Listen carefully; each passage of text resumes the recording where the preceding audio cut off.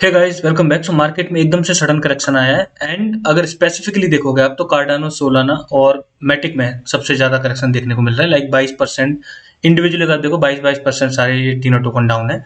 So basically एक news है जिसकी वजह से अभी इम्पैक्ट पड़ा है शॉर्ट टर्म में। लॉन्ग टर्म में क्या रहेगा इनका एंड अदर क्या न्यूज है मार्केट से जुड़ी हुई, उसको एक बार थोड़ा सा राउंड अप करके कवर कर लेते हैं।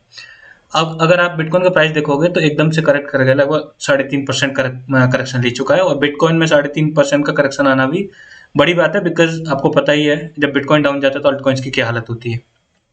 $25,559 पर भी हाल फिलहाल में ट्रेड कर रहा है। सो एकदम से करेक्शन लिया है बिकॉज ऑफ सर्टेन न्यूज जो रॉबिनहुड की तरफ से आई है।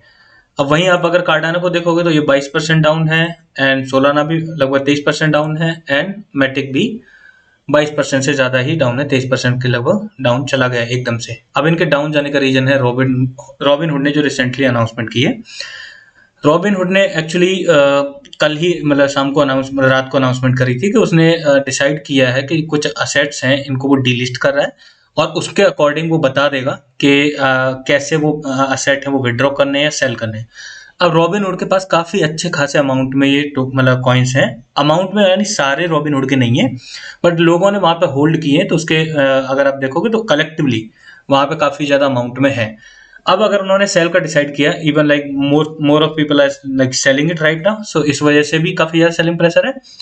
एंड ओवरऑल भी देखा अगर विड्रॉल भी करते हैं तो उन्होंने एक प्रोसीजर शेयर कर दिया, यानी जिन जिन के पास भी ये 3 टोकन है, सोलाना, पॉलीगन एंड कार्डानो, उनके पास एक डिटेल मेल गया है कि आप इस तरीके से इनको आप या तो विड्रॉ कर लो या फिर सेल कर दो, क्योंकि अब वो इन टोकन्स कॉइन्स को नहीं सपोर्ट करेगा। ठीक है, उसकी ट्रेड मतलब वहां से ट्रेडिंग हटा दे रहा है और उनको डीलिस्ट कर दे रहा है। अब डीलिस्ट करने का मेन रीजन है सेक ने जो अब हाल फिलहाल में रवैया अपनाया है उसकी वजह से। सिर्फ रॉबिनहुड का डिसीजन नहीं है, रॉबिनहुड ने एक डिटेल ट्वीट में ये मेंशन कर दिया है सारा procedure. Along with that Binance US ने भी रिसेंटली अनाउंसमेंट करी है मॉर्निंग में और उसने बोला है पहले तो साइट आउट किया है जो सेक का जो स्टांस है बहुत ही एक्सट्रीमली एग्रेसिव एंड इंटिमिडेटिंग बोला है उसने, जो स्टांस उसने लिया है क्रिप्टो करेंसीज को लेके। सो उसने डिसाइड किया है कि अब वो क्रिप्टो ओनली एक्सचेंज बन जाएगा। बाइनेंस यूएस की बात हो रही है यहाँ पे, कंफ्यूज मत होना।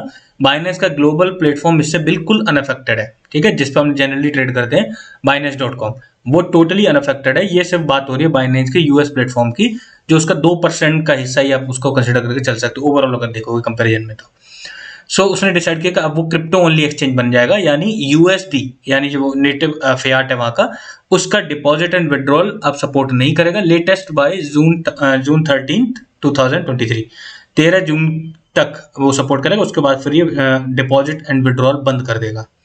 नॉट ओनली दैट, यूएसडी के साथ जितने भी पेयर है, चाहे वो बिटकॉइन का है, चाहे इथेरियम का है, चाहे मैटिक का, किसी का भी है, वो सारे पेयर भी डीलिस्ट कर देगा। अब वो ओनली क्रिप्टो ओनली एक्सचेंज रह जाएगा, यानी क्रिप्टो टू क्रिप्टो ही ट्रेड हुआ करेगा उस पर और क्रिप्टो ही आप डिपॉजिट कर सकते हो वहां पे एंड उसके बाद क्रिप्टो को ट्रेड कर सकते हो। There will be no fiat support over there. इसके रिगार्डिंग एक डिटेल मैसेज भी है। अब यहाँ पे आप देखोगे इस नोटिस में यहाँ पे बोला है एसीएच विड्रॉल्स के रिगार्डिंग कि वो जून 13 तक रहेंगे। अब यहाँ पे कंफ्यूज मत होना, एसीएच कॉइन है एल्केमी पे।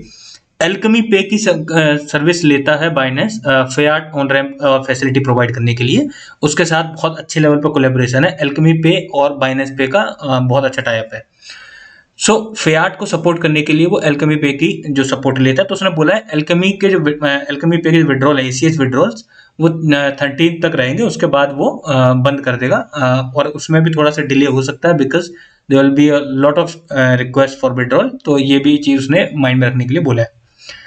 अब इससे भी थोड़ा बहुत नेगेटिविटी क्रिएट हो गई, थोड़ा बहुत काफी हो गई, क्योंकि फियाट ऑन रैंप होने की वजह से कहीं बहुत ज्यादा फंड इनफ्लो हो जाता है मार्केट में। वो चीज थोड़ा सा अब नहीं रहेगी यूएस प्लेटफॉर्म पर ओनली। एंड रॉबिनहुड काफी बड़ा एक्सचेंज है और इसका भी ये डिसीजन जब आया है किसने डिसाइड किया मतलब कॉइन्स को डिलिस्ट करने का, तो ये भी नेगेटिवली ही लिया जा रहा है। ठीक है, crypto.com अनदर जो एक्सचेंज है, उसने भी यूएस का अपना जो इंस्टीट्यूशनल बिजनेस है उसको शट डाउन करने का डिसाइड कर लिया। अब वो भी उसे आगे फर्दर ऑपरेट नहीं करेगा। कॉइनबेस का जो फीचर है Coinbase Prime, which also provide the मतलब trading facility for institutional investors, अभी उसके रिगार्डिंग कोई अपडेट नहीं है, बट अगर इसी तरीके से चला तो कॉइनबेस भी अपना फिर प्राइम वाला जो बिजनेस है उसको शट डाउन कर सकता है। स्पेकुलेशन ऐसे हैं। ठीक है, अब मार्केट में इन 3 न्यूज़ की वजह से काफ़ी ज़्यादा नेगेटिविटी क्रिएट हो गई, बट अगर थोड़ा-सा लॉन्ग टर्म पर्सपेक्टिव में देखा जाए तो ये कॉइन कहीं भाग नहीं रहे और ना ही ये खत्म हो जाएँगे, ना ही क्रिप्टो मार्केट खत्म होगी। आप देखोगे कुछ टाइम में फिर दोबारा से इनमें रिकवरी देखने को मिल जाएगी। अब मेजर इवेंट अगर देखोगे पॉजिटिव अगर बात करें तो ऑब्वियसली हांगकांग इवेंट काफ़ी ज़्यादा पॉजिटिव रहेगा। 1 जून से उसने जो लाइसेंस है उसके लिए एप्लीकेशंस लेना शुरू कर दिया है और उसके बाद जल्दी ही वहाँ पे लीगल हो जाएगा और मतलब जो रिटेल ट्रेडर्स हैं, even retail investor and institutional investors भी आराम से वहाँ पे क्रिप्टो को ट्रेड कर सकते हैं, ठीक है। और हांगकांग का जो एम्बिशन है वेब 3.0 हब बनना है उसको क्रिप्टो स्पेस में। रसिया की तरफ से भी काफ़ी पॉजिटिव न्यूज रिसेंटली आई थी कि रसिया का जो बिगेस्ट बैंक है वो क्रिप्टो ट्रेडिंग जल्दी ही अलाउ कर देगा एंड अभी उसके regarding like specific date and timing available नहीं है, बट जल्दी ही ऐसा अवेलेबल हो जाएगा। So that particular thing is also quite positive. जब भी ऐसा होता है इनोवेशन को बहुत ज़्यादा क्रश किया जाता है, बहुत ज़्यादा ही hard and forth rules regulation बनाए जाते हैं, तो जो कंसंट्रेशन है वो दूसरे इस पे मतलब दूसरे कंट्री में दूसरे रीजन में शिफ्ट हो जाती है।